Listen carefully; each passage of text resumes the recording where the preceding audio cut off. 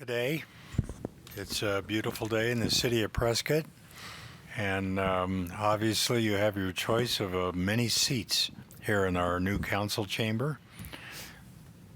So are we ready to begin? We are, Mayor. Okay. So today is April 11th, 2023. This is a City of Prescott City Council study session. Roll call, please. Mayor Good. Present. Mayor Pro Tem Montoya. Here. Councilwoman Kentelme. Here. Councilman Moore. Here. Councilmember Rusing. Here. Councilman Sishka. Here. And Councilman Tenney. Yes. All are present. Very good. We have one item on our agenda today for the study session, a presentation from the Mayor's Charter Review Commission regarding proposed amendments for the 2023 general election ballot this year. Thank you, Mayor. I'm just going to do a brief introduction, and then Mr. Arnold is going to take over the presentation. As you are all aware, the mayor established an ad hoc committee late last year to begin reviewing the Prescott City Charter and to put together some proposals for some amendments to go forward on the general election ballot this year.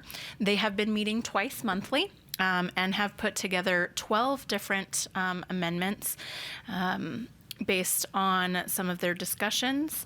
And today, the chair of the commission, Charlie Arnold, is going to go over all of those. They were in everyone's packets, but he's going to go over all of them with you and provide some background and information regarding updates to the charter and how we will be moving forward with those after today's meeting as well.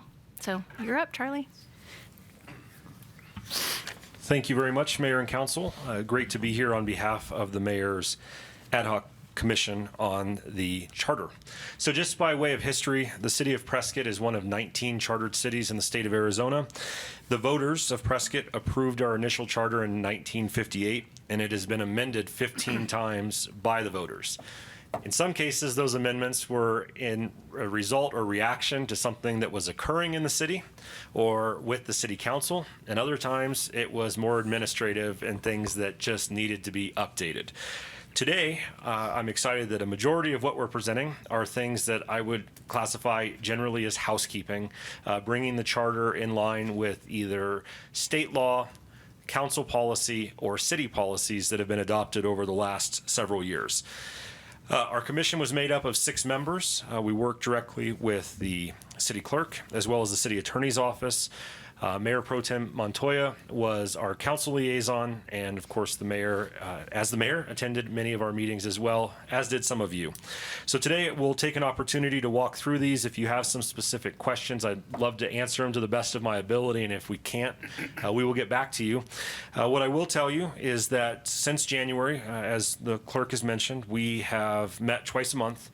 There has been good debate on each one of these items, all the way down to the wordsmithing.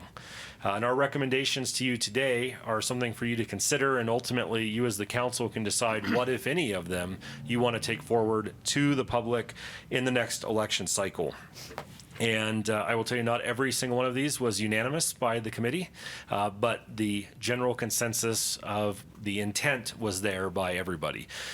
So let's jump into the very first one, and this has to do with Article 2, Section 11, entitled Absence to Terminate Membership. The substantial change here is that the previous language was really open-ended. If a council member missed 3 consecutive meetings, you're out. That's what the charter says. There's no definition as to what type of meeting is it. Is it consecutive meetings on the same day? Is it consecutive days of meetings? What is it? So in theory, the way the city operates today, you could miss the e-session, the study session, and the voting session without approval to be absent, and you lose your seat. That's what the charter reads. And so the language that you will find here that's been proposed is it clarifies what is notice and who should the notice be given to. It also goes on to clarify that it doesn't matter what kind of a meeting it is, whether it's a special meeting, a study session, an executive session, regularly scheduled. It is 3 consecutive meeting days. So instead of 3 meetings on one day, it could be there's a meeting on Tuesday, Wednesday, and Thursday. If there's been no consideration, no notice given to the clerk, then the council has the ability to enact this. So this is really cleaning up the language, but it's also bringing it in line with the council policy that you all set on attendance for council members. So we took that documentation and put it into consideration here. And I'd be happy to answer any questions you might have about this item. Well, since I can't see anything on my screen, I'll go to Mayor Pro Tem. Thank you, Mayor. Charlie, I had a question that's kind of maybe a more general question first. Did the commission decide whether it was going to be, or I guess to understand this, are you suggesting that all of these be presented as separate propositions on the ballot? Yeah, I just great. want to make sure. Great Understood. question. So yes, it's our recommendation that you don't bundle these, allow them to each stand on their own merit for the voters to consider. And again, a piece of history, roughly every 11 years, the city charter has been amended since it was created. And we're going on 13 years since the last amendment. So it's about time. It's time, again, some of the reasons we're looking at these items. But again, our recommendation is let these stand on their own merit, because there are a few that some will say are controversial, and they're going to require more attention, I think, from not only the council, but also the voters. Whereas something like this, again, is bringing us in line with the policy of the city. Charlie, just to follow up on this specific one, so can you walk us through, because I was in the room when this was being discussed most recently, can you walk us through a scenario where this would be triggered for someone to be removed from council, or vice versa, like situations that weren't inclusive of that? Yeah, so a prime example would be if a council member falls off the face of the earth tomorrow, and next week you have 3 scheduled meetings, or over the next 2 weeks you have 3 scheduled meetings, or as we refer to them as meeting days. That council member is not communicated with the clerk. There's been 0 contact at all. At the end of that 3rd meeting, with them not participating nor providing notice, they would cease to hold their seat unless there is an emergency situation, such as, let's say that the council member is in a coma and can't provide notice. So if I'm understanding you correctly, it would take an instance where a member of council had missed more than a month's worth of meetings on the current schedule that we operate in, about a month and a half's worth of meetings with no contact whatsoever. Correct. And then that would trigger the component for them to be removed. Correct. Okay. Thank you. Whereas right now, the way it's written, many believe that if you don't provide notice and you don't come to the 3 meetings that were being held today, there's a case to be made that you've lost your seat. And that, from our reading of the articles back then, we went back and looked at what were some of the reasons that these were enacted. That was one of the concerns. But in this situation, it still provides a way for there to be accountability for the elected official, while at the same time, it takes away the ability we saw for it to be abused. Thank you. Councilmember Rusi. Thank you. Mr. Arnold, you and your committee have done an impressive amount of work here. I'd like to respectfully request that one amendment be made, just maybe have a little discussion. It just says must be provided to the city clerk. And I'd like to say and mayor, so at least we have some redundancy instead of, like, say maybe the city clerk dropped off the face of the earth, or something happened and she didn't get the notice, or you thought you sent it to her and she didn't get it. I would like to have the mayor notified too, as a courtesy and as a backup. Certainly. Just a and suggestion. We'd be happy at our next meeting to talk with legal. One of the reasons we took out the mayor as part of the notification is it could also be a mayor who's not providing notice. But we'll take a look at that and come back with a recommendation. Because ultimately, and Sarah, please correct me if I'm wrong, today we're updating you with these. At some point in a future agenda item, you will be looking at, are you going to make modifications and then vote on which items you're going to refer forward to the voters? Is that That's correct, yes. Very good, but certainly we'll talk about it. We have a meeting, I believe, in another week, so Okay. we'll be at it. All right, if there's no more on that one, let's. You know, move in. Charlie, why don't you just talk about the timeline of how this is going to work and what the process will be for the council to review, get a final draft, vote, and then be able to have it submitted for ballot proposal in time for the November ballot. Certainly, and I'm going to defer a little bit to Sarah, the city clerk, because she has the more specific dates on when the language needs to be ready for the county. So if I could defer a little bit to you, Sarah, that'd be great. You can, yes. So, Mayor, Council's receiving the presentation today, and then as Charlie indicated, the Charter Review Commission will get together again a couple of more times at least before language is returned to all of you to be voted on and approved in June, so that then it would be placed on the November ballot. And the June timing is because of the requirements for me getting the ballot language to the county for placement on the ballot. So likely end of June would be council's approval and adoption. So the council will only see one more time final draft language before we vote on it? No, we do have a study session scheduled, much in the same manner as we're doing today, for the beginning of June, so that if there are any additional tweaks that need to be made, we can do that before adoption at the end of June. Very good. And it's the committee's anticipation that our recommendation may be altered by the council, and that wouldn't come back to us. You all are the final say on what's going to go forward. Perfect. Let's go ahead and jump into Article 2, Section 18, consideration of petitions. Currently, the city charter states that any person can appear before the city council at a regular meeting and present a written petition. Such petition shall be acted upon by the council in the regular course of business within 30 days. Experience has proven that that does not provide staff much time to evaluate the petition, to make recommendations to the council, nor the council much time, considering that in many cases your agenda is planned out for up to 6 months. So we went back and forth over 60 or 90 days. And ultimately the recommendation of the commission is to amend this to be 60 days to give enough time for staff and the council to effectively look at a petition from a citizen and take action during the normal course of business. Any questions on that one? Councilmember Roosing? I'm sorry, I forgot to undo my button Councilman there. Tenney? Thank you, Mayor. Charlie, or maybe Joe, you can chime in on this. Can you give us a sense of what is contemplated in this ordinance regarding petitions? So if I were to walk in the room and say, me and two of my friends signed this, that we want you to tear down this city hall by next week, we would need to act on it, either say yes or no. Is that the idea? Or what? Tell me a little bit more about that. I would again defer to the city attorney if he's got a specific comment on the process, but I'll give you some examples after that. Great, thank you. Yeah, and I think that as a basic rule, it puts something on the agenda. So going from 30 to 60 days allows staff to prepare comments and so forth to put it onto the agenda. But ultimately, it requires council to consider whatever the petition requests.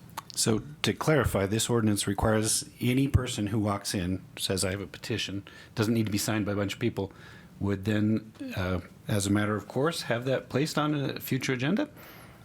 That's the existing language in the charter, and it would be within 30 days. Okay.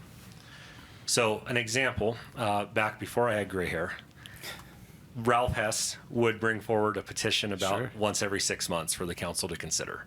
And some of them had a lot of merit, but in a 30-day compressed window of course, time, right. there wasn't much that could be even looked at. And more often than not, in my opinion at the time, we rushed because of the 30-day limit, and the petition was denied. This gives staff the time to effectively look at it and bring more daylight to a concern that a resident may have by Sure. saying within 60 days, and then there's a place on the agenda to find that. And assuming these are all legitimate things that come to us, I'm comfortable with the wording the way it is, but experience shows that not every petition that comes to us fits that description. So is there room, I guess, is my question, to consider modifying this in a way beyond just the time frame that we are mandated to publicly consider any idea that comes to us? It's a great question. I think that's something the commission could certainly look at, Councilman. Mayor Pro Tem? So to Clark's point, I guess my question is this a timeline, and maybe Joe or Sarah can speak to this, but is this a timeline for us to get it on an agenda, or is this a timeline for us to get back to these folks and say, we've considered your petition and we're going to put it on an agenda, or no, we're not going to put it on an agenda? Is that what we're talking about? I just want to clarify. The timeline is getting it on the agenda and getting it before Correct. council. Oh, it is. Okay. So So if someone comes in and there's no definition of what these petitions look like, it could be, to Councilman Tenney's point, a petition that has maybe 2 signatures on it and says, let's tear down, the city hall that you just bought because I feel like it. That's how it's currently drafted, yeah. Interesting. And that's how it's currently in the language in the charter. So at your meeting this afternoon, somebody could bring in a petition for any reason at all, and the city would have to act within 30 days on it. I appreciate that clarification, and I would tend to agree with where I think Councilman Tenney is going, which is there should be some criteria of some sort to discern whether something is worthy of getting on the agenda or not, because I could see an abuse of that privilege from the public happening potentially. Not that that happens, or I've never seen it happen while I've been on council, but it wouldn't be hard to imagine that someone would take advantage of that. And I'll let you know, Ralph Hess is a member of this commission. And so he and I were focused on this because we were on both sides of it many, many times. And so we'll come back with those comments and take a look at that. As I recall, I think the last time this was brought in front of the council was maybe about 5 years ago, with a member of Save the Dells wanted to petition the council to consider an issue that was related to the Arizona Eco Development Agreement. So that one was somewhat substantial, as I recall, and being able to act on it within 30 days was a bit of a challenge. So I agree. I think there might need to be a little more of criteria established. Maybe determining a number of petitioners would have to agree to submit such a petition, and not just one individual member of the community. Yeah, Mayor, could I ask a question? Sure. Thank you. Charlie, so we're dealing with terms here. Are they petitioning the council, or is it an actual petition that's been signed and things like that? That's a great question. I've seen both. I've seen where it's been a single individual, and I've seen where it's somebody who comes in with 500 signatures, on a spreadsheet. So both would have the same weight. Under the way it's currently written, and I think the argument there is falling back on the ability of a citizen to redress their elected officials on an issue of concern. Okay, thank you. Councilman Moore? Thank you, Mayor. And I'd like to add to this conversation, you use the word citizen. I think it's important that there needs to be criteria that this person is a resident of the city of Prescott. We've recently been approached on several occasions by a person during call to the public to address an issue called personhood. And maybe this person isn't even a resident of the state of Arizona, let alone a resident of the city of Prescott.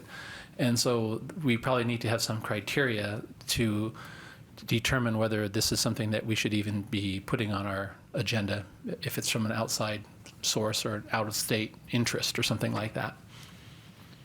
Mayor, may I also, I can't get my button, but All right, Councilwoman can tell me. hi, Charlie. Hi. Could there be a clause, and I guess I'll address this to Mr. Young.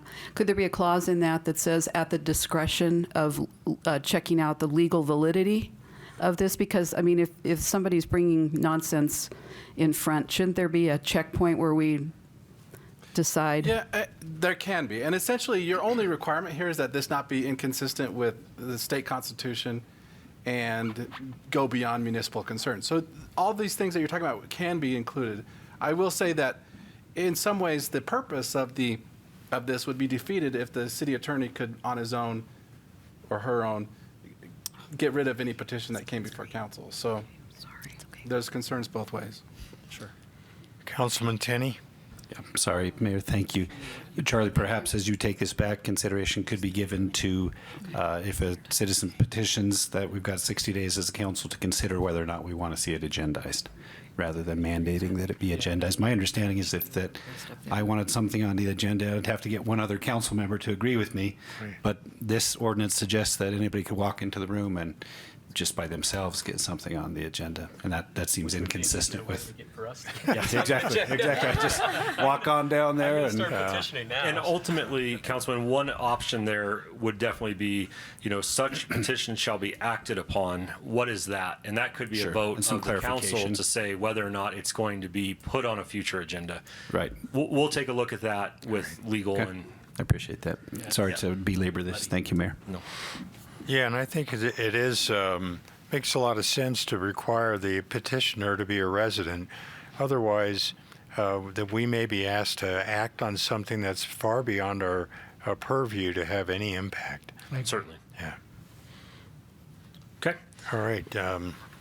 We're going to move Please on proceed. to Article 4, Section 3, qualifications of electors, registration candidates.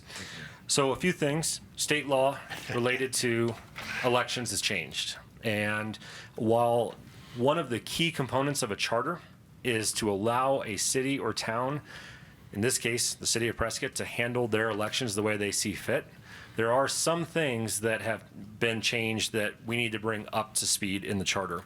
As an example, you no longer file the statement of organization or the $500 threshold exemption.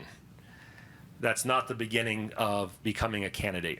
So striking that out. Another area of concern, and this goes back to experiences that we've seen in the past and history within the city, the clerk is often put in a very bad situation where the clerk is being pushed by existing bosses and potential future bosses to make an interpretation about the validity of a signature on a petition, when in reality, state law provides a really clear pathway forward for somebody who wants to challenge the validity of petitions to do so in court.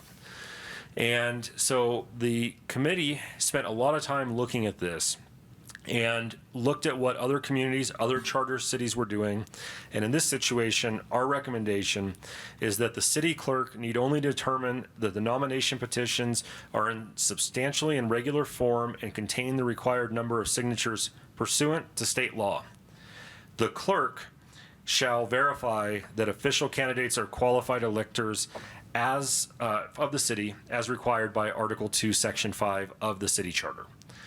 Again, we're removing an appointed person from having to make interpretations that ultimately will likely end up in court anyways. And we are saying that if an individual wants to challenge the validity of signatures, they have every right to do so, but the process is for them to go to the judicial branch of government to make that happen. And I think from my experience, this is a vast improvement over where we've been. I remember when some of this was implemented as a result of very poor decisions and very poor execution by a former clerk when it came to elections. And the reality is this new language, I think, actually protects the city and provides a cleaner pathway for the citizens should they choose to challenge somebody's petitions. Councilmember Rusing. Thank you. I was going to ask, how does the clerk determine the qualification of the electors then? And that is Article 2, Section 5 of the city charter. Okay. And if I'm not mistaken, and I will get there in a second, we're in about 3 more of these, we're going to talk about that Okay. section. All Because we righty. have some recommendations there as well. Okay, thank you. Certainly. And Charlie, I'm sorry, just to follow up with that, Councilmember Rusing, in addition to ensuring that the residency requirement is met in accordance with the charter, I contact the county elections office and have them verify once I have all of the official candidates, and I do that every election cycle. Okay, thank you. Mayor Pro Tem. Thank you, Mayor. Sarah, I'm wondering if you might be able to just kind of give us some insight into how this would functionally change your ministerial duties when it comes to nomination petitions coming in. From what obviously we have candidates running for office right now. They've just turned in petitions. What would it substantively look like to be different from what you're doing now? So, to be frank, it doesn't change what I'm doing already. I think it clarifies what I am legally bound and obligated to do. And it provides some clarity in very, plain language that aligns with statute and legal guidance, what a city clerk is required to do when it comes to reviewing nomination petitions and all of the associated paperwork. Very good.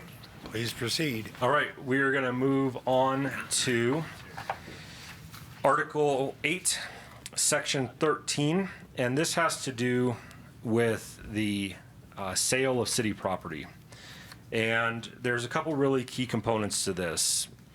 Recently, the city entered into a lease purchase agreement, which the charter did not contemplate in its existing language. And it raised a lot of questions. And to be honest, lease purchase agreements are something that are becoming more commonplace with government property. So the commission looked at this to say, how can we clarify? How can we bring daylight to those transactions? And how can we ensure that there's some guidelines on how the city can move forward with lease purchase agreements? And in this scenario, when you read through this, there's really two big key components. Number one, the city can enter into a lease purchase agreement. If that's what makes sense and a majority of the council approves it, you can do it. The second component is that if the property appraised value exceeds $2 million, it is required for it to go to a vote of the public. And you're going to see later on this $2 million being referenced again when it comes to the disposition of city property. Any city property in excess of $2 million is to be referred to the voters for a approval or denial. So with this portion right here, specifically Section 13, this is a lease purchase and the appraised value at the time that the lease purchase is being contemplated. If it's under $2 million, the council can approve it and it's done. If it's over $2 million, it's referred to the voters at the next election cycle. Yeah, this was brought forward originally when I was on council because I was concerned about the conditions of the acquisition of the leased property that you're referencing. And I consider this kind of a loophole because the city charter and the responsibilities of the city manager allows the city manager to be able to engage in leasing of city property. For sale of city property, it has to go out to an open bid process and be awarded to the highest bidder. But there was no provision for a lease purchase. And there were a number of members of the community that felt the option for having that purchase option exercised in that agreement was rather far below market. And it allowed that exercise of the property acquisition to be any time, I think, over a period of 10 years or more. It might even been 20, something like that.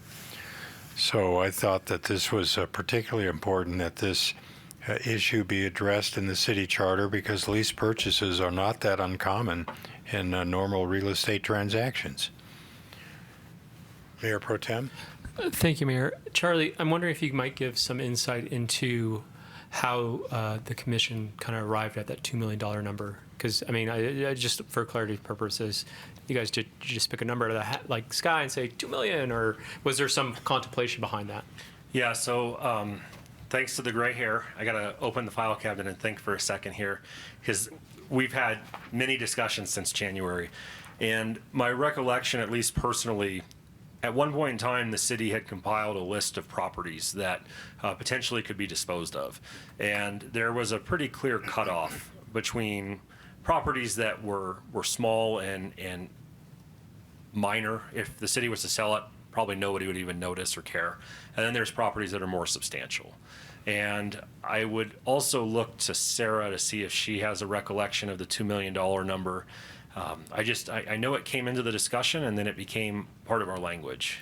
Matt, do you want to address? I know that there was, as Charlie pointed out, the list of properties, but then also staff and a couple of members of the commission did a pretty good amount of research on what other charter cities are doing and state statute as well. So I'll let Matt speak to that. Right, and Matthew Bedracki, Deputy City Attorney. There is a state statute that requires sale of property in towns and cities that are not charter that is over $1.5 million to go to the voters like this would. That hadn't been updated in decades, so we thought 2 million was probably an appropriate number in lieu of inflation. Thanks for that clarification. Thank you both. Yeah, inflation was a major discussion of this commission. You're going to see some other areas where the consumer price index was really open-ended as to which index. We tried to consolidate a lot of that. So the 2 million ultimately came from that state statute, looking at the list that the city had, and then additionally the concern about inflation. Councilman Tenney. Thank you. And Charlie, you've just addressed my question in part. My question was, did the commission contemplate sometime in the not too distant future where people are saying, boy, $2 million ain't what it used to be, and this figure is then too low? Was there a consideration of writing into the language something regarding CPI? Yep. So we started with taking it from the state statute of 1.5 to 2.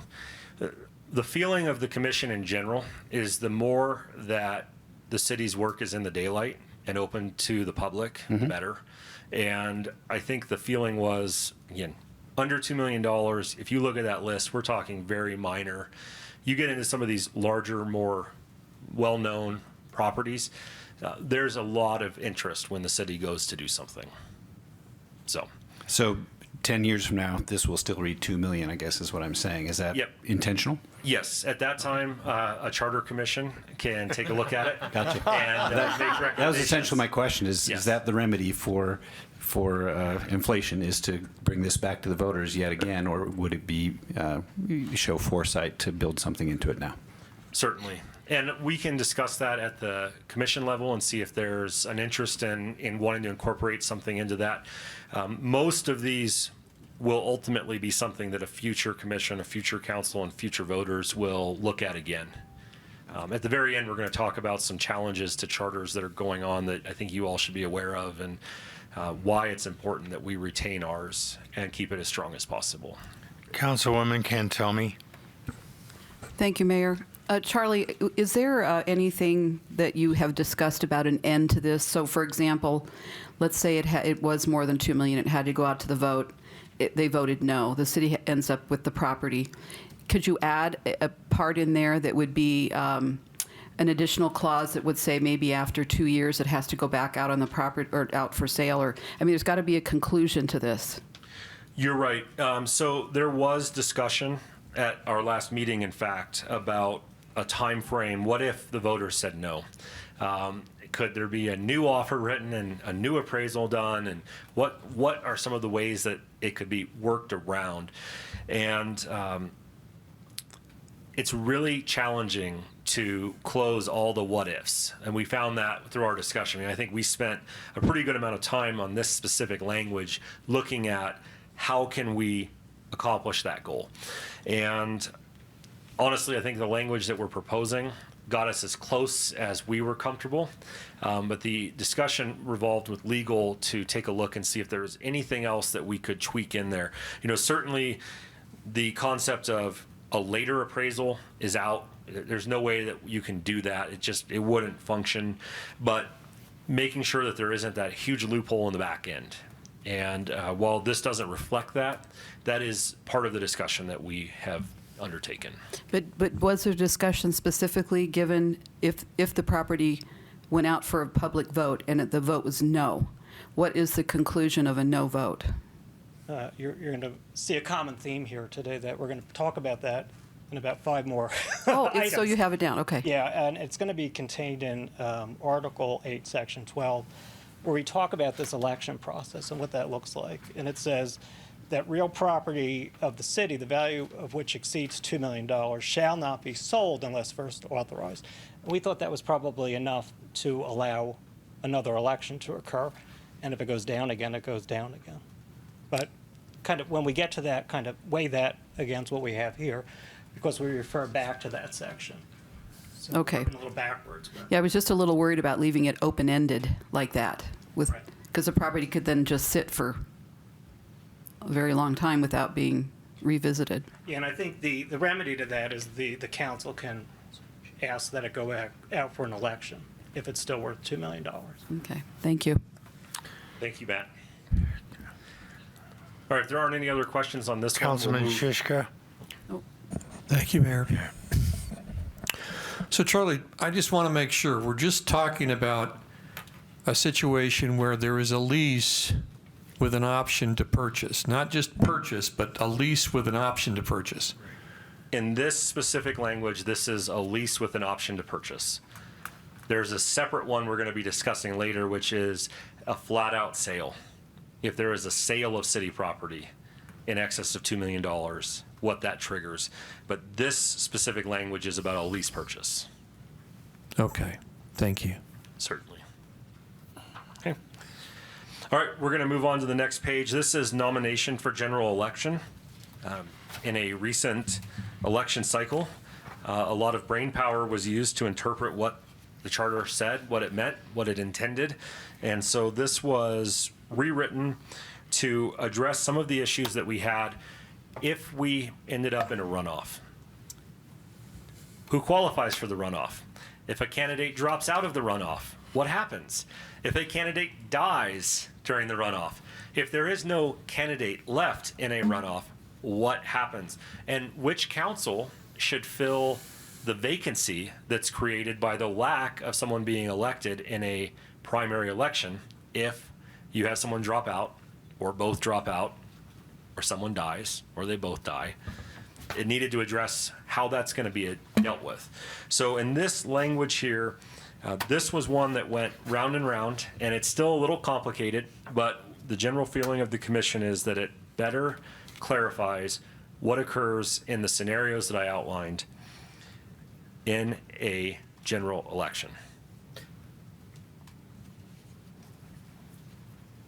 Mayor Pro Tem?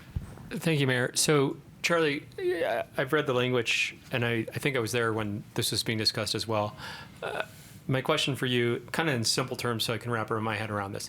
Let's imagine that Councilman Tenney and I both run for election, and neither of us win in the primary, and then it's a runoff between the two of us, and then Councilman Tenney says, you know what, I'm out, I'm not going to run.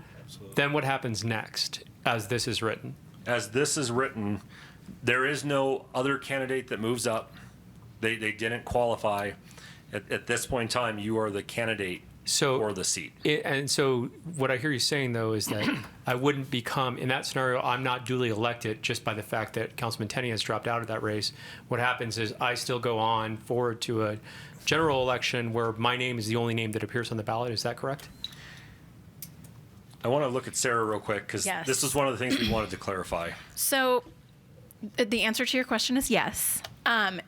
Again, we're not, in some of these amendments, we're not necessarily changing the manner in which the process is happening. You're just clarifying. We're trying to provide some clarity for citizens where legalese and if this happens, but then this doesn't happen, but then somebody dies, but then somebody withdraws. Okay, You know, so- it's very confusing. So this is still kind of confusing, but it's less confusing than the current language. And I agree, by the way. I think you've done some good work here. I guess my follow-up question to that, again, going back to my scenario, let's say that happens, Mr. Tenney has withdrawn, and then I die. Yep. Then what happens? Is So- Tenney back in? And that's No. actually a pretty easy answer. He's already officially withdrawn and is no longer a candidate. If you are no longer to be able to serve for whatever reason, I died. if you died, then at the time that the new council is seated, a vacancy is created. There is no vacancy prior to the seating of the new council. Got it. At that time, the new council would follow the appointment process and appoint someone to fill the vacancy. Okay.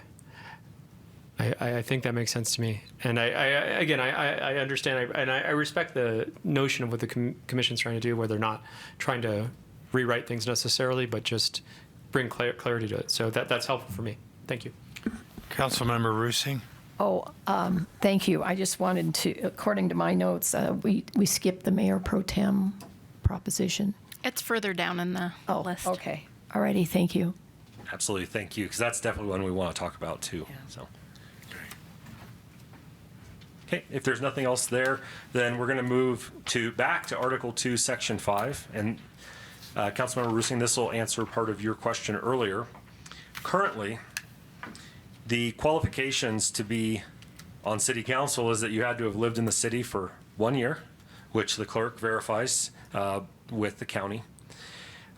You can't hold another public office for which you receive compensation other than that of a notary public, a member of the National Guard, or Naval or Military Reserve, and you can't be a felon.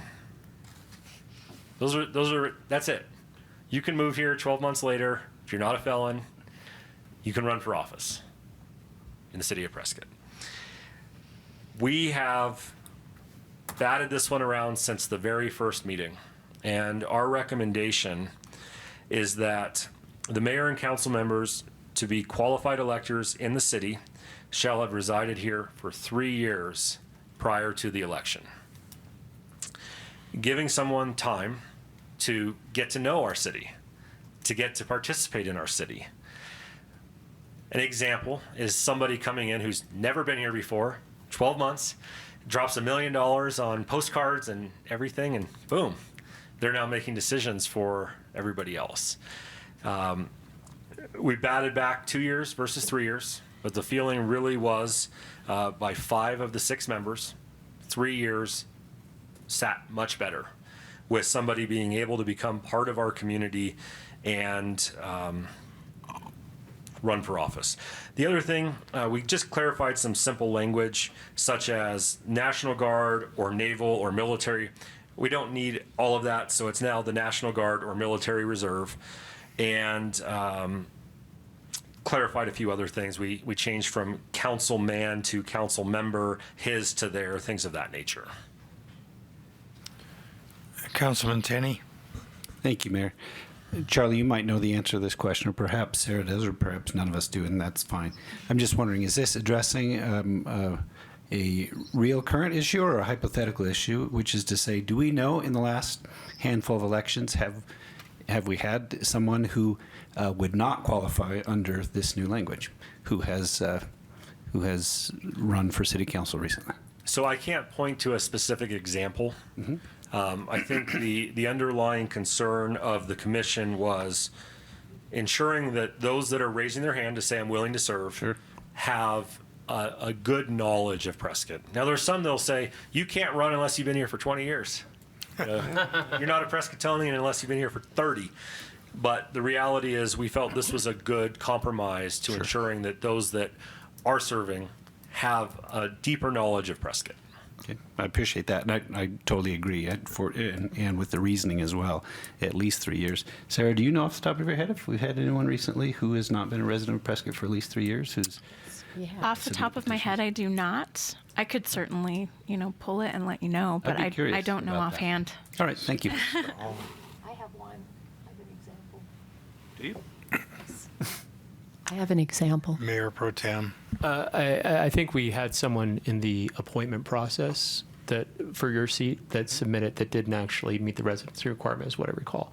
And I think that's what Councilmember Rusing was going to bring up too, potentially. But my question is, going back to the verification of residency, Sarah, if I'm understanding you correctly, you reach out to the county and verify the registration status? That's correct. Okay, so de facto, what you're saying, and I'm not saying this is bad or good or whatever, but de facto, you have to be eligible to vote to be on council as well, like Correct. a 18-year-old, so to speak. Yes.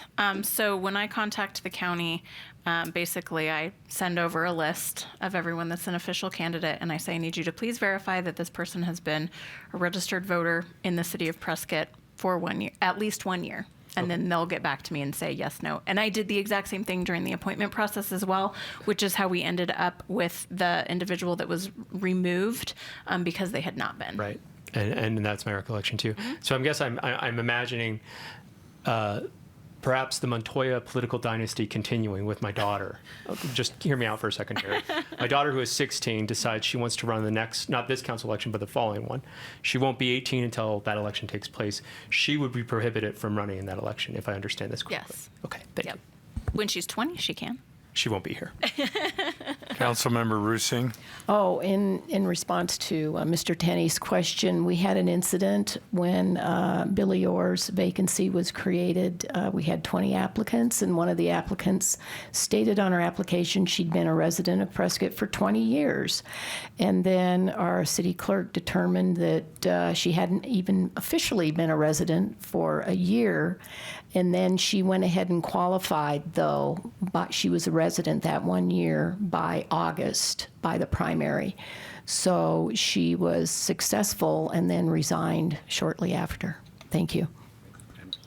Just to clarify, my question was, had this been in place 8 years ago, is there anyone who has run for city council who wouldn't been able to have because they'd only been a resident for a year or 2.5?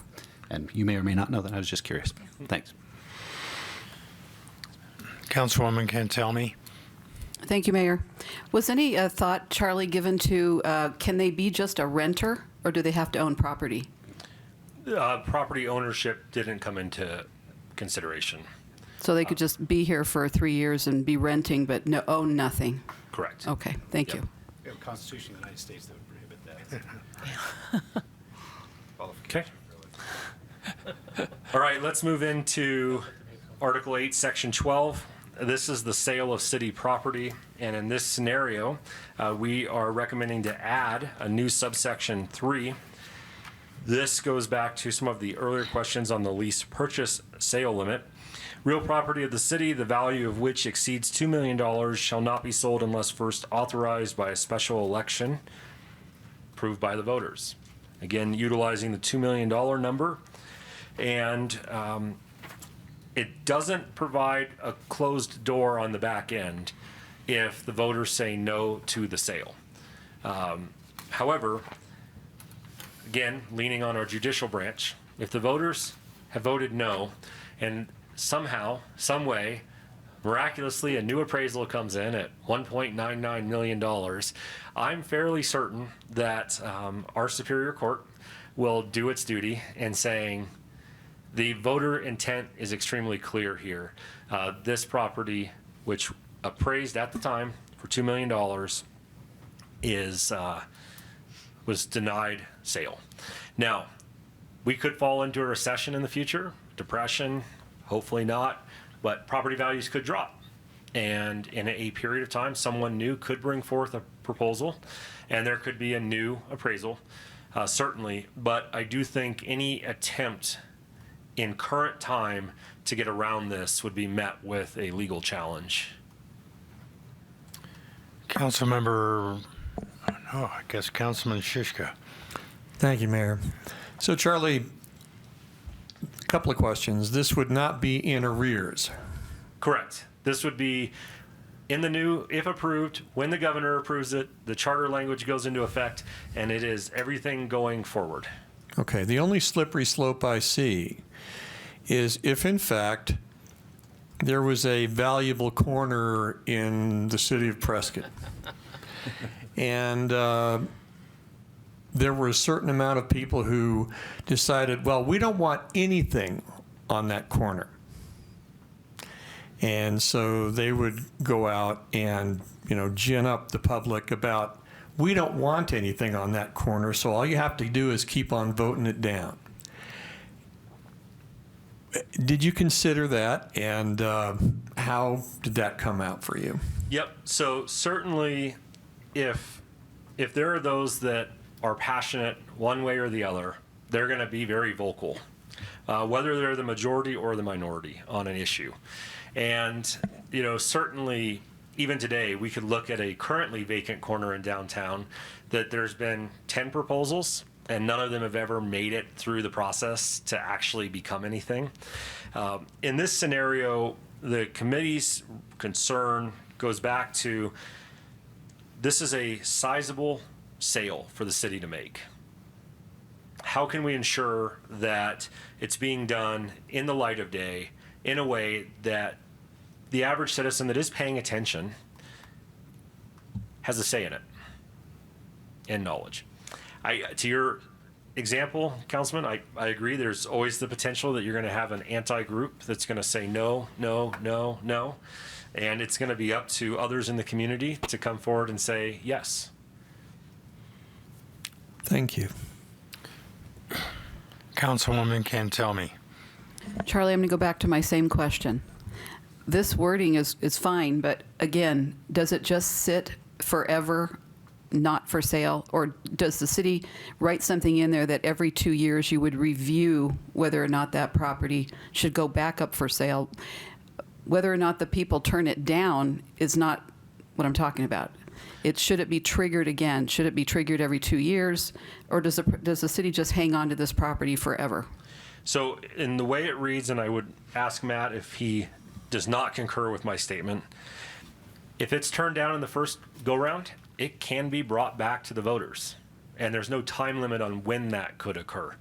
Okay. The scenario I shared earlier would be if miraculously a new appraisal were to appear and the property become worth just under $2 million. I see that as something where the judicial branch would be actively involved. In this scenario, okay, maybe it's the proposal of let's go build XY on this corner. That's what we're going to sell it. That's what it's going to be. And the voters say no. Somebody comes back and says, you know what, we're going to do option K and we're going to move forward with this, and the voters say yes. At the end of the day, the voters are involved in that decision-making process. We did discuss the potential of putting time limitations on when it could come back, and the feeling was it just, in some cases, you open it up to more interpretation instead of less, and more potential challenges instead of less. Similar to what we did on the election side with the clerk. You know, we're taking away that person being the center of attention from multiple sides and having to make a decision that isn't really very well defined in our But view. could then a person, like what they do with state land, let's say that that corner was on the market, the voters turned it down. A year later, somebody wants it bad. Can they then petition the city for it to go back up for sale, and would it have to go back out to the public as it does with state land? Yes. And in this scenario, it is really having to do with, I think, the sales pitch to the community of here's the community benefit for us selling this property. And if the community doesn't believe that the benefit exists, they could turn it down. If they believe the benefit exists with whatever the proposed use might be, they would be able to approve it. So do you think you should have something in there, a line item addressing that, Matt? And I think I can address that. The default is that things can be set up for election over and over again, and that's what this would allow that. Okay. So you will see sometimes statutes that have timeframes where you cannot bring the same thing to the electorate within a certain period of time. But absent those types of requirements, they can be brought up at the next available election. Okay, thank you. What I can tell you, Councilwoman, is we will discuss it at our next commission meeting and work with legal and see if that's something that the commission can implement or at least take a look at. Well, the only reason I'm asking is, are we tying our hands if we decide to sit on a piece of property and we could use the money to maybe, build a fire station, or the city needs to get rid of that property for some reason? Right. Okay. Yep. In this scenario, the only thing that is tying the city's hands is whether or not the voters approve that sale at that time if it's in excess of $2 million. Thank you. What they believe the benefit is. Councilmember Rusing. Thank you. As it is now, on a simple majority for vote, this council could vote to sell Ken Lindley Park if it appraised for more than $2 million and build a prison. So I like this proposition because it gives power to the voters to make decisions in their own hands. Thank you. And I would share with you just a piece of interesting history. Acker Park is included in our charter as a property that cannot be sold. That's an example where the voters said, we don't want this piece to ever be touched. We want it to be what it is. So again, in this scenario, it's about getting the voters, the citizens involved on big decisions that have big impacts to the community. Councilman Shishka. Thanks, Mayor. Appreciate that. Charlie, I noticed that this is the sale of city property, but is there a portion that we're going to go into that deals with the purchase of or purchase of property? Not at this time. Okay. No. So at the end, I'll share a little bit of kind of the future vision for the commission, but that's not something that we considered in this set of recommendations. Okay. Yeah, Thank you. certainly. All right. We're ready for the controversial one. This is Article 2, Section 8. This is the stipend of mayor and councilmen as it's currently written. We are proposing for consideration of the council and then the voters to give a slight increase to mayor and council members for their service to our community. Currently, the mayor receives $750 a month, which Marlon Kirkendall would tell you is not enough for Coors Light. That's always his joke. Council members receive $500 per month. We looked at the other 18 chartered cities. We compared what their rates of pay were, what the time commitments are for council members, the challenges that some feel about those that are employed, some of those that own businesses, and some of those that are retired, and their ability to serve the community. And honestly, those that are still receiving a paycheck for doing a job or running their business knows it's a balancing act between how much can I give to the city and how much can I take away from my job or my business. And so in here, we have recommended that the mayor be bumped to $1,250 per month or $15,000 per year, and that council members be bumped to $850 per month or $10,200 per year, that these stipends would not take effect until 2024, so following the election, and then beginning in 2025, every year thereafter, the mayor and council member stipends will be adjusted for inflation based on the consumer price index that is used to adjust City of Prescott employee compensation. So in this scenario, we're not looking for a charter group in 10 years to look back at something that's been in place for almost 20. I want to give you an example of a community here that is very, very, very, very different in how they're addressing things, and that would be the city of Flagstaff, where the mayor's compensation next year will exceed $100,000. Wow. It's more, right? Yeah. Good math. Mental math. I will tell you that it's my personal opinion that members of this council should be paid more. I think that this is a reasonable increase for the voters to consider. And while it certainly won't make anyone rich, it is not intended to do so. It is intended to offset the cost of serving our community to the best of our ability. Mayor Pro Tem. Thank you, Mayor. Charlie, was there any contemplation of the commission of lowering the stipend or removing it altogether? No, I was just curious. no. I think this, speaking as someone who does work for a living outside of this, I think it's worth reviewing. I think there are some in this community that will be opposed to it no matter what, and we'll see how it goes. I mean, but it is real work if you do it right, in my opinion. So I appreciate the commission taking this on. And I would say, in addition to that, there's a lot of expectation within the community that members of the city council participate in a wide variety of activities, memberships, donations, etc., and being able to have a reasonable stipend to be able to accommodate those requests, I think, is very reasonable. When the stipend is so low, then you're expecting people to fund those activities out of their own pocket, their own savings or earnings, whatever. And that kind of generates either a resistance to maybe being as involved as a good councilman would be expected to be involved, or even in the worst case scenario, people running for council to find a way to financially benefit from their position on the council which is something I think everybody would agree we don't want to have happen. And I would put to you also that unlike other positions that are elected, this is one of the great parts about us being a chartered city, is it's not the council making the decision on what they should be paid, it's the citizens having a say on what the council should be paid. And this has been modified multiple times over the years, so it's not new, but it is bringing us more in line, and again, trying to tie a lot of the city's decisions to the same CPI index. This is a key thing. We're going to talk about it at the next study session, because there's some CPI issues with a few other charter items that are really obscure, and we're trying to put it all together. This is the exact same CPI that the accounting department uses when it comes to city employee pay. Councilmember Rusing?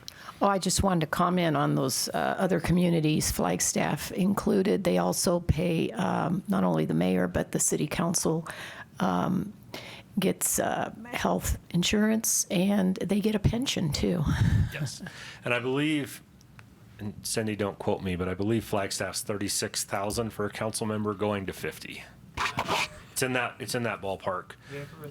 Arizona Daily Sun says $44,650. Perfect. And they have built-in increases that are occurring over the next 3 fiscal years. There. That too. Okay. Very good. All right. Let's proceed.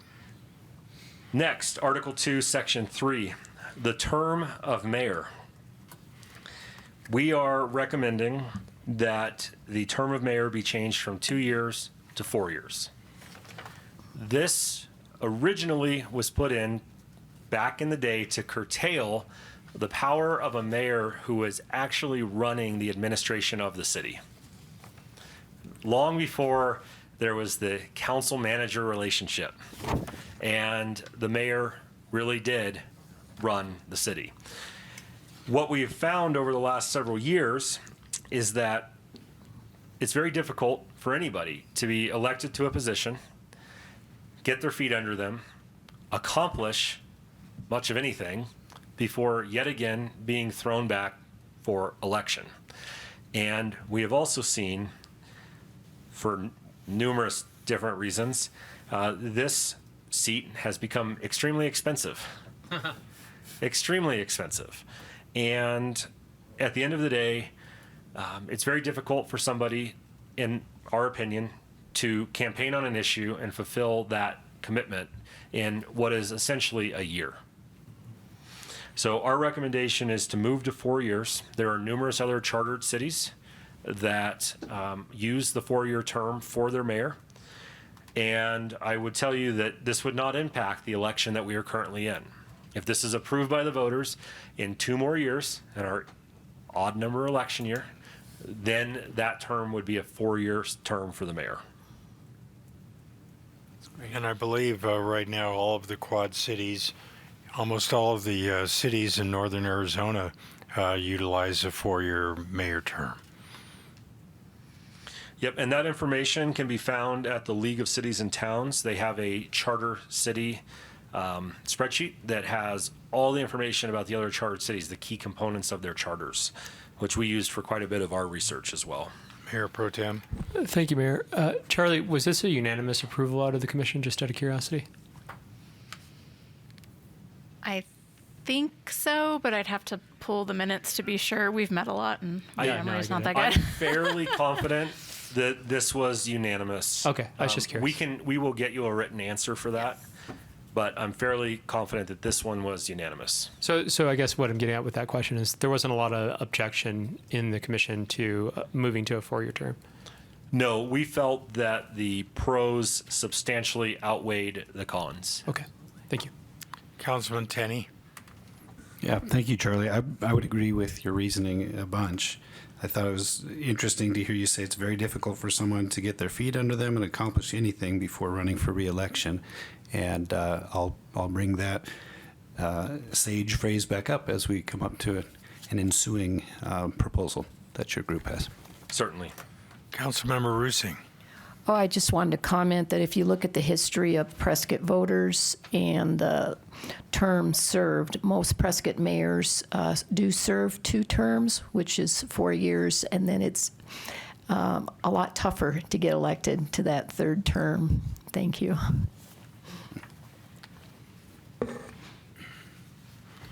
All right, please proceed. All right, our last one for today is Article 2, Section 12, vacancies in council and office of the mayor. As you all will recall, as you've recently dealt with this, the council was given 2 options.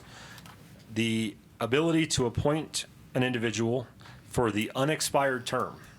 So somebody is elected, 4-year term, 3 months in, they're gone. You as the council have the opportunity to appoint someone to fill that entire remaining term.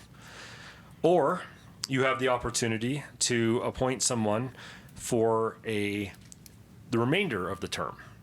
And that individual would then stand for election if they choose to, or whomever, and run for the remaining portion of the term. So similar to what happened in the most recent appointment, you essentially have someone who's running for a 2-year term because option B was the one chosen in the appointment process. The previous appointment was option A. This generated a tremendous amount of debate within the community. It has been a substantial ongoing discussion point for many, and the commission took a look at this, and again, I believe this one was unanimous to move forward with only providing the option of appointment until the next regularly scheduled election.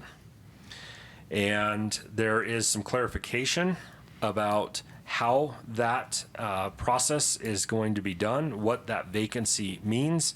But essentially, a yes vote in this would have the effect of removing either or option for filling council vacancies and establish new appointment procedures for vacancies on the council and in the office of mayor. The other big point to this one is B.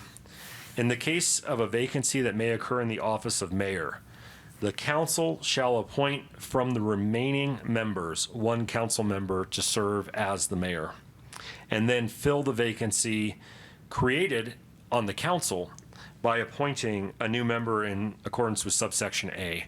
So if a vacancy in the mayor's office were to occur, it would be left to the 6 remaining council members to determine one of you to become the mayor. Our concern was an unelected person being appointed to be the chief executive of the city. And so by this happening, a council member moves into the mayor's office. We've now created a new vacancy. That vacancy would have to be filled. Councilman Moore. Thank you, Mayor. Charlie, I understand the controversy surrounding this issue. I actually applied to that appointment process when Councilman Tenney was appointed. And I know there was a lot of discussion in the community whether that person should have been appointed for the remainder of the term or until the next election cycle. But I think it's a dangerous situation to only have one option. And that's because of the scenario where it can be highly dependent upon when a person chooses to maybe step down from council and then not allowing enough time for the appointee then to get the required number of signatures and get on the ballot for the next election. I mean, you could literally have the scenario that perhaps the last day to collect signatures, let's say, is March 31st, and somebody is appointed to council on March 30th, and they'd have one day to collect 1,000 signatures to get put on the ballot for the next election. And that doesn't seem right. I think that we need to revisit this, and maybe it could be phrased such that if there's a certain amount of time before the next election, then we have to exercise option A, and if there's more time, then we exercise option B. But I think there should still be 2 options in this situation, and they should be time-based so that it doesn't penalize an appointee who then doesn't have the time to collect signatures and get on the ballot for the upcoming election. I think that's a fantastic point. So I just want to clarify that the option, so except for the office of the mayor, council shall by a majority vote of its remaining members fill a vacancy by appointment until the next regularly scheduled election if the vacancy occurs more than 30 days before the nomination petition deadline for said election. So that is addressed. The 30 time, days 30 probably days. isn't enough. So we could certainly change the number, the time frame, but that it is addressed so that if the vacancy did not occur within that time frame, then it would be then otherwise the appointment is for the unexpired term. Yeah, and I think to go back to the question that Councilman Tenney just asked on the previous question about the mayor being changed from 2 years to 4 years because they don't have time to get on their feet. Can you imagine just getting appointed to being on city council, never having been served on city council before, and trying to get up to speed on all the issues that a city councilman has to learn, and trying to gather 1,000 signatures in 30 days? That's not realistic. Yes. You just got appointed, and you just Yes, gathered signatures. that was hard. Yeah, 30 days isn't an appropriate amount of time in that scenario. So I think we need to have two scenarios that are time-based. Okay. Just a suggestion. Mayor Pro Tem? I really like what Eric is saying, by the way. To me, it makes sense, and I do agree 30 days is not enough. I could see 60 getting you there, personally, but that's probably pushing it to a little bit, but maybe 60 to 90 days. I don't know what the timeline is. I'd be curious to see, maybe the clerk can determine when people pulled paperwork and when they, made appointments to turn in paperwork, nomination petitions as a metric for that. My question is actually about item B, though, and I'll quibble with you a little bit. In my mind, the mayor's not the chief executive of the city. That's the role of the city manager. And in my mind, the mayor operates as the chairman of the board, to kind of borrow from the corporate world, the makeup of how the structure works. But that aside, I guess my question is, and I don't know if the language answers this, maybe it does, and I'm just not reading it clear enough. But so let's imagine, and I like to do the scenarios because it helps clarify my thinking on it. Let's imagine that the mayor is, let's imagine first that the mayor's term moves to 4 years. We have a new election with that mayor getting that 4-year term, and then he has an unfortunate incident, has to resign or dies, or something unfortunate happens. Wins the lottery, moves to the Yeah, wins the lottery, decides to move to the Bahamas, have fun, and then we select someone from our own elected body to fulfill that seat, the term of the mayor's. Do they serve out the remaining 4 years of that term in that case, or do they serve until the next election, or how does that work? And does the language deal with that? My reading of it is that it doesn't, but I could be wrong. I agree. So that is a great question, and I think something we'll take a look at to clarify. I will comment, just going back to the charter, under Section 6 of Article 2, the duties of the mayor, he shall be the chief executive of the city government for all purposes recognized by the governor. That's where that came from. Although I agree completely with you that at the end of the day, it's a manager who's running the city. Right. But that's where, just so you know, that's No, where I appreciate it. I get it, and I that's great. And there are certain official duties that certainly tie into that. But in my mind, we do have it's important to remind folks, I think, when we have the opportunity, that we are a manager council form of government. certainly. Councilman Shishka? Thank you, Mayor. Appreciate that. Charlie, I'd hate to think of somebody being devious, and I'd also don't think you can cover all bases in this situation.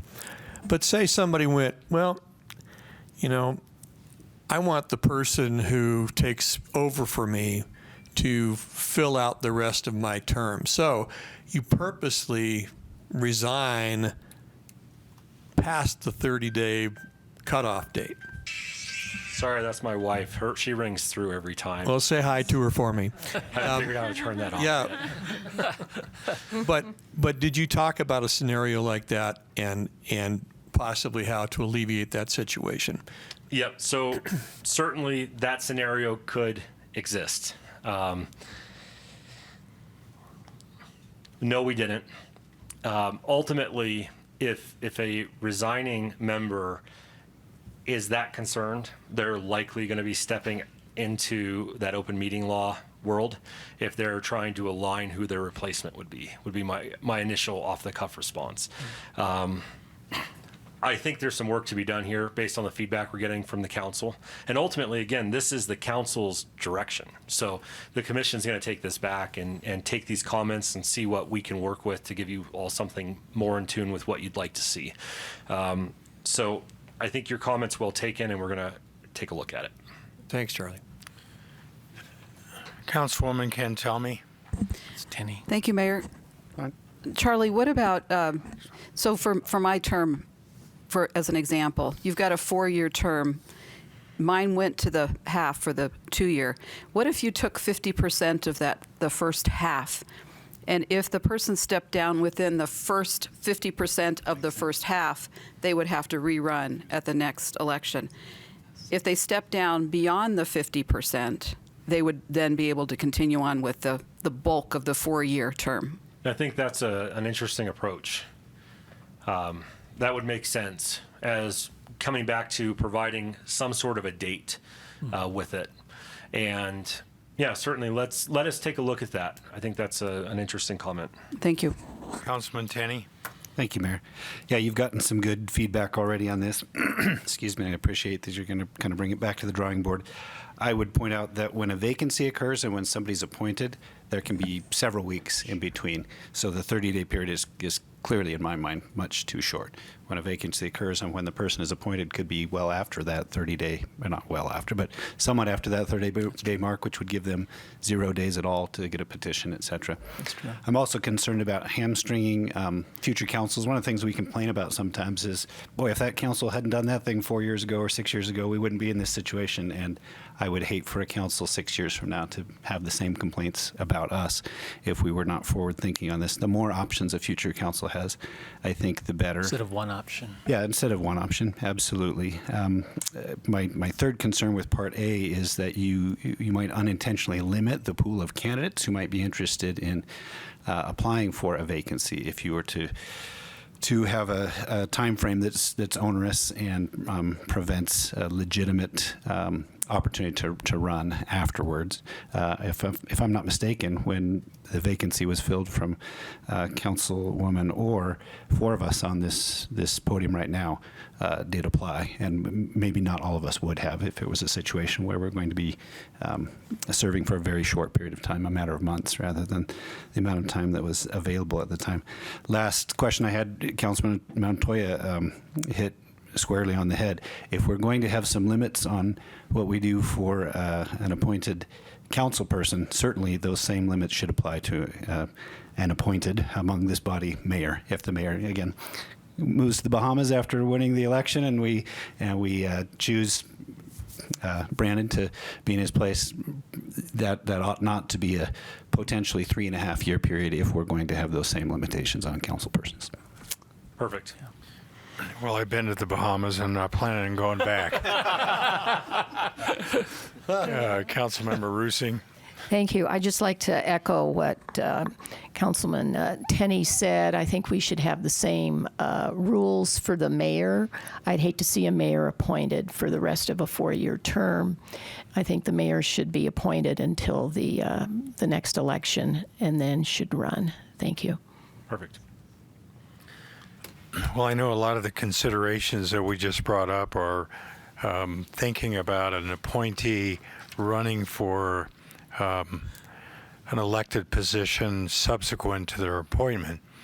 I know in the past we've had situations where council seats have come open, and we've been able to appoint people that have a long and broad experience in the community that really didn't have any interest in running for an elected seat afterwards.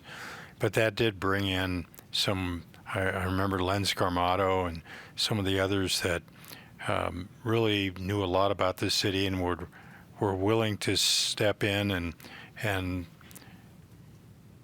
make votes on the council based upon their knowledge, and weren't all that interested in actually running for re-election. So I think maybe having that consideration along with thinking that somebody who does get appointed then wants to run for that seat sometimes creates an incumbency situation where it's pretty well known that incumbents have a pretty substantial advantage when it comes to running for an elected seat. So having that kind of consideration of what is the best balance to have in this scenario, I think is worthy of having the commission think about it a little more. Perfect. Well, I've got a few closing comments, if I may, Mayor. Charlie, I'm sorry, I don't want to cut you off. We did miss, and I thought it was the next one after, but we did miss the Mayor Pro Tem section. Oh. If I can read that, if you'd like, and then you can cover that. It's page. I got so excited about the qualifications. That's okay. I'll read it. So it's Article 2, Section 7, which is entitled Mayor Pro Tempore. The council shall designate one of its members as Mayor Pro Tempore I didn't see it. to serve a one-year term. The designation of Mayor Pro Tempore will be made at the second regularly scheduled meeting in November. The Mayor Pro Tempore shall perform the duties of the mayor during their absence or disability. So this section of the charter previously read, the council shall designate one of its members as mayor pro tempore who shall serve in such capacity at the pleasure of council.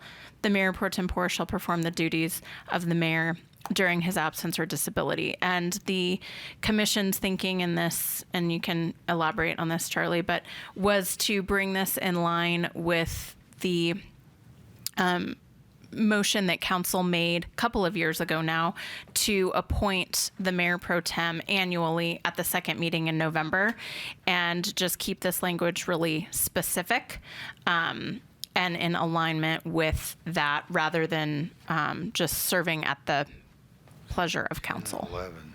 Yep, and Sarah, you hit the nail on the head. Providing some definition of the term, again, following action that council has recently taken, and clarifying that role for everybody's information, so it doesn't become a political football in the middle of the year. Councilman Moore? Just a question of clarification for that process, and I'm not sure if it's spelled out in the proposed changes in the charter. And maybe it's just a lack of understanding on my part as far as the process, but it says that the council will approve or appoint, but it seemed to me like the process was that the mayor kind of made his own decision of who he wanted it to be, and then he... I think we voted on it last time for sure, and I think with Yeah. Kathy as well. Yeah, so I just want to know if... Mayor If- made the appointment last 2 times, but we did vote on it. Right, I understand we voted on it, but I don't feel like I had a voice like nominating somebody. The mayor made that choice, and then we voted on it. Wait a minute. And I was just wondering if it's a council decision or more of a mayoral decision. That's what I'm trying to clarify in this situation. Just to clarify, I think Kathy was the person Yes. who nominated me to be mayor pro tem. There was a nomination. Okay. There was a nomination. I'm forgetting the facts from last November. It's okay. I'm trying to clarify how it will work in the futures. We discuss it, and then And if you watch or look historically at the city, it does bounce back and forth. Oftentimes the mayor says, this is who I want. Yeah. Or the council says, this is who it should be. But it's always approved by the council. right, I knew it was approved by the council. I just wasn't sure the process. Councilmember Rusing? Oh, I just, I really think that rotating the mayor pro tem for 1 year amongst the council gives each one of us a chance to assume added extra responsibility and gain more experience. So it's always, I think, it's been a positive thing. And when you have a permanent mayor pro tem, sometimes it looks to the public like there is some sort of a like a co-mayorship. So we don't want to give that impression. Okay.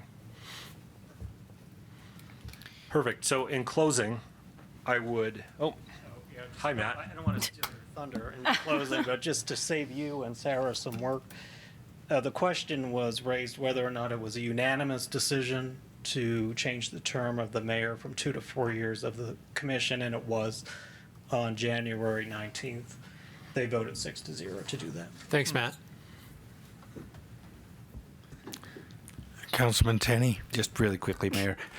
Charlie, I just wanted to thank you for all of the work you and the commission have done. It's clear that you've put a ton of time into this. I really appreciate we've got someone with your experience, particularly not only probably helping in some leadership in that commission, but reporting to us today.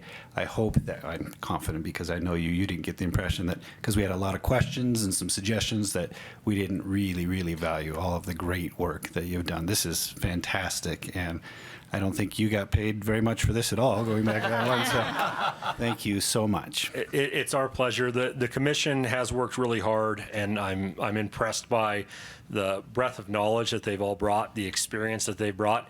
And I figured with us now being on the third floor, I haven't been thrown out of it, so we're in good shape. That's right.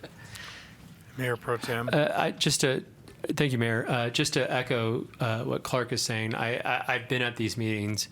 Everyone in that room is taking their jobs and their responsibilities with this commission very seriously, and it shows in the work product that you presented. And to Clark's point, I hope that no one goes back like with their head hung about any of the feedback that this council has brought. I'm really grateful first to the commission for doing this work, but also to the mayor for seeing the need for this and to do an actual a substantive charter review. It's a lot of work, and a lot of hard work went into it. So I appreciate that. Your work, the commission's work, the mayor for having the foresight, and Sarah's been in all those meetings too. So thank you, Sarah. Yeah, thank you, Charlie. I think clearly as the commission started deliberating some of these issues, it became very clear that this was long overdue. There's just a lot of kind of ancient issues that generated some of these changes in the charter, and really, I think periodically, I hope it isn't every 20 years or even 11 years, because the situations within local communities, governments, statewide certainly, and certainly nationally too, evolve, and the city needs to be able to either align or adapt with some of those broader conditions. So I appreciate all the time that you put in keeping the focus on the primary issues, and this is quite a few number of choices that the voters are going to have a chance to vote on. But there's even some more maybe lesser priority issues that I think the commission will continue to look at. A lot of, maybe we can call them housekeeping issues, wordsmithing and referencing to he or she or them or there, or trying to make it clear that everybody who serves on the commission is valued, and their referencing within the charter is appropriate. So thank you very much, Charlie. And as mentioned, if I can just share with you a few things, and Mayor, as you indicated, there is more work to be done. We identified what we felt were the pressing issues that deserved attention. There are several others that this commission will continue to work on. The citizens of Prescott chose to be a chartered city. The citizens of Prescott have chosen time and time again to amend their charter to do the things that they want to see their community become. It is essentially our operational constitution. And I really want to drive home for the folks at home, this document matters. It is constantly under attack by our state legislature. They would love nothing more than to have Phoenix and Tucson tell us what's best for Prescott. Currently, there is a Senate bill that has gotten the green light to move forward that is attempting to strip 2 existing and really 3 communities of their chartered city status. It is the beginning of another attempt to eliminate our ability to self-govern in our community. And so ultimately, what is great about this document, as I started with, you all will make a recommendation to the community will get to make the decision, and hopefully our governor will approve it, and it will become the law of the land for Prescott, Arizona. And it will continue to be a strong document that has been upheld in court over and over again. And as long as we make good decisions, nothing stands in our way to continue to be a great community. So thank you, and I look forward to presenting to you again in the future. Councilmember Rusing, did you have a last comment? No, he pretty much summed it up for me. Thank you. Good job. Again, thank you, Charlie, and this study session is adjourned.